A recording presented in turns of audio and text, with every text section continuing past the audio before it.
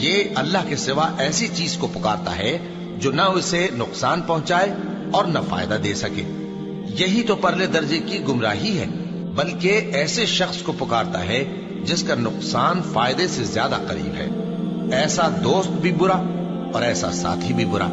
جو لوگ ایمان لائے اور عمل نیک کرتے رہے، اللہ ان کو بہشتوں میں داخل کرے گا جن کے نیچے نہریں بہ رہی ہیں.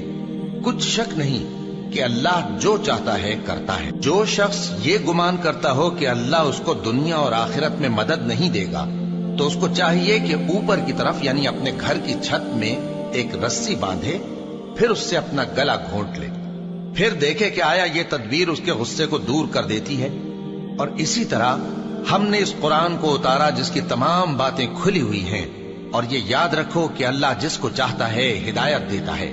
جو لوگ مومن یعنی مسلمان ہیں اور جو یہودی ہیں اور ستارہ پرست اور عیسائی اور مجوسی اور مشرک، اللہ ان سب میں قیامت کے دن فیصلہ کر دے گا.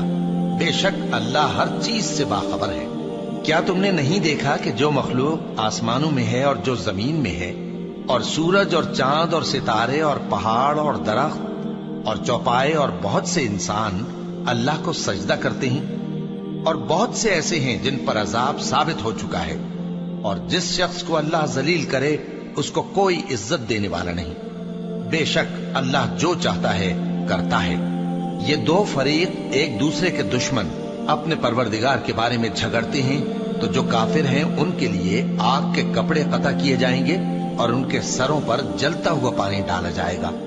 اس سے ان کے پیٹ کے اندر کی چیزیں اور کھالیں گل جائیں گی، اور ان کے مارنے کے لیے لوہے کے ہتھوڑے ہوں گے.